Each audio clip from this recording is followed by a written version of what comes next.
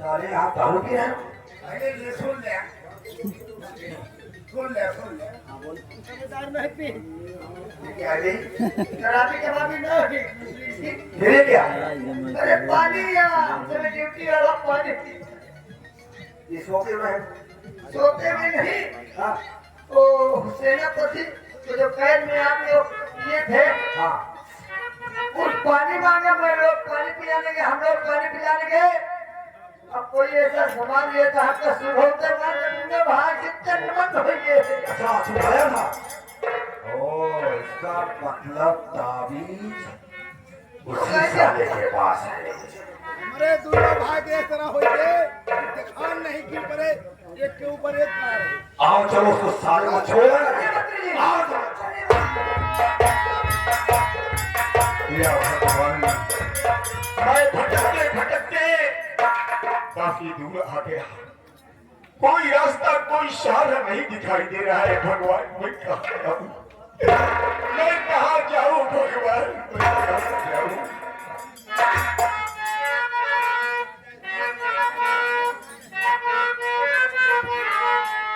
हमने आँखों से देखा नहीं है मगर हमने आँखों से देखा नहीं है मगर उनकी तस्वीर सीने में मौजूद है।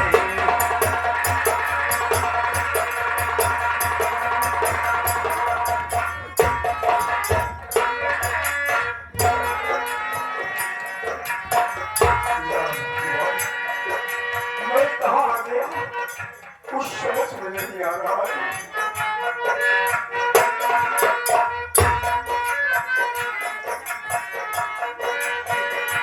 हमने आँखों से देखा नहीं है मगर उनकी तस्वीर सीने में मौजूद है।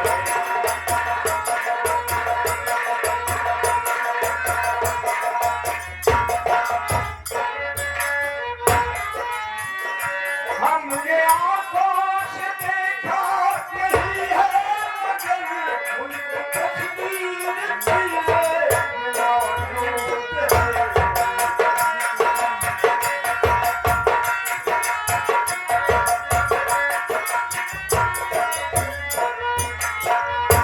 हमने आँखों से देखा नहीं है मगर उनकी तस्वीर सीने में मौजूद है। जिसने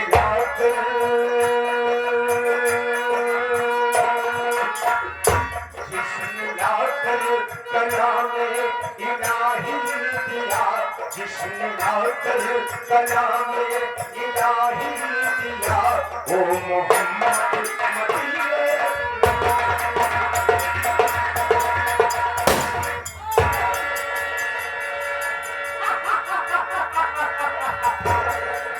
कौन है इस जंगल में आ गया वहां से इसकी तलाशी ली जाए। ये कोई पुलिस का मुखबिर या कोई सीबीआई है। देखो आजादी कुछ नहीं मिले क्या कहा इसके पास कुछ नहीं है। आगे बढ़ कैसे आ गया? सरदार जी न मैं कोई पुलिस का मुखबिर हूँ न कोई सीआईडी ऑफिसर हूँ। ये कौन है? इसी दुनिया का सताया हुआ एक बदनसीब इंसान हूँ सरदार जी। सरदार जी बोलो। मैं इसी खैरागढ़ रियासत के सम्राट चंद्रसेन सिंह के दरबार का एक वफादार सेना नायक। लोग मुझे रणदीप प्रताप सिंह के नाम से जानते थे। लेकिन ये आपकी हालात किसने कैसे की? मेरी हालत एक दिन महामंत्री भवानी सिंह सम्राट से कहने लगा कि सम्राट जरा सोचिए आपके न रहने के बाद इस खैरागढ़ की हुकूमत को कौन चलाएगा? तो क्या था? आपके न रहने के बाद इस सिंहासन पर कौन बैठेगा? मैं भी हाँ में हाँ मिला दिया कि सम्राट महामंत्री भवानी सिंह ठीक कह रहे हैं, लेकिन मुझे क्या पता कि महामंत्री भवानी सिंह अपने बचपन की प्रेम का चमेली जान से सम्राट की शादी करवा देगा क्या? और यहाँ पर सम्राट बनने के लिए उतावला हो जाएगा।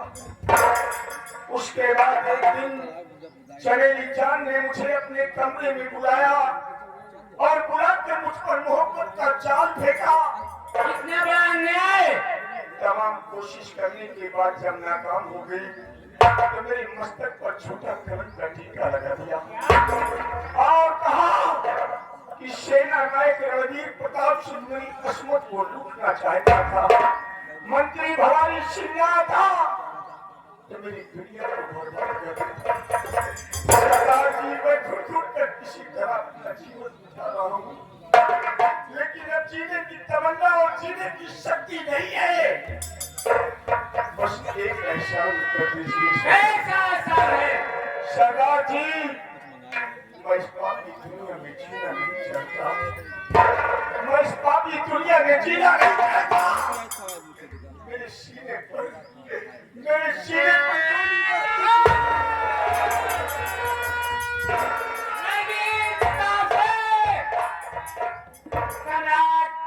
चंद्रसेन के दरबार के सीमा से आके एक वफादार सेनानी आए थे और आज से रणवीर प्रताप सिंह नहीं, तुम आज से हमारे इस दिलों के सरदार बनकर रहोगे और वो भी डाकू गंगा सिंह के नाम से लोग तुम्हें जानेंगे।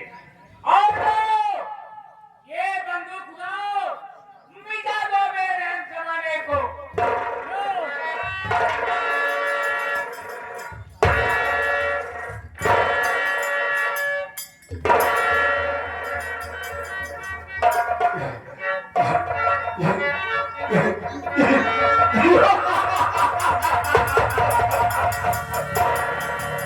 महामंत्री भवानी से और महारानी चमेली जान, तुम दोनों ने एक एक बूंद पानी के लिए तपा तपा कर मारा है। तुम दोनों के पास पानी होगा,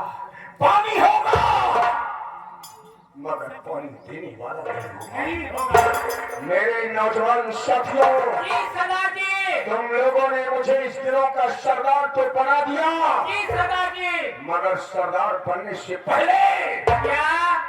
मेरी 3 शर्तें होगी। लेकिन सरदार जी, वो 3 शर्तें कौन सी है? पहली शर्त होगी, क्या होगी? अमीरों का धन लूट कर गरीबों में बिखेरना। जी सरदार जी, मंजूर है। और दूसरी शर्त होगी, क्या होगी सरदार जी? हमारा काम होगा सिर्फ धन लूटना। क्या होगा? सिर्फ धन लूटना। गांव की किसी बहन बेटी की इज्जत और धन को लूटना। नहीं सरदार जी। ऐसा करते खिलों का कोई भी पकड़ा गया तो मेरी गोलियों का निशाना होगा। जी सरदार जी। और तीसरी बात को सुनिए ध्यान से। कहिए सरदार जी।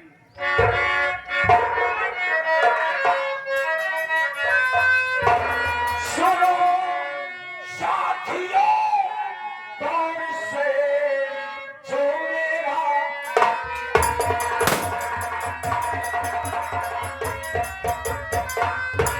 सुनो साथियों, दौड़ से जो मेरा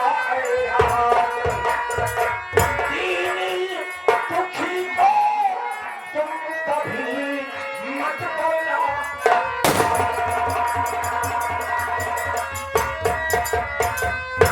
मत करना हैरान नसीहतें, मेरी नहीं भुलाना।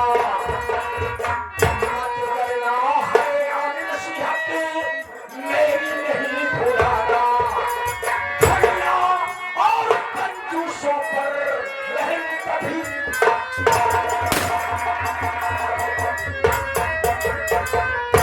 बना हो कुछ इसके खातिर समाधि किसके खातिर? उसी महामंत्री भवानी से और सभी जान के खातिर ठीक है सरदार जी। बड़ा होता कुछ इसके खातिर आज बड़ा फतेहाना मंत्री भवानी सिंह को है दुनिया से आज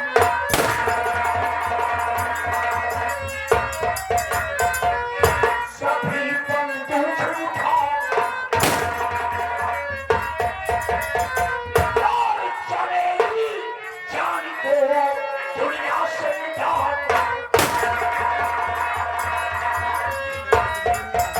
मेरे नौजवान साथियों जी सरदार जी। सबसे पहले मुझे अड्डे पर ले चलो जी सरदार जी। काली वर्दी धारण करने के बाद खैरागढ़ की हवेली को चारों तरफ से घेर लो जी सरदार जी। और उसे खड़हर में तब्दील कर दो। चलिए मेरे साथ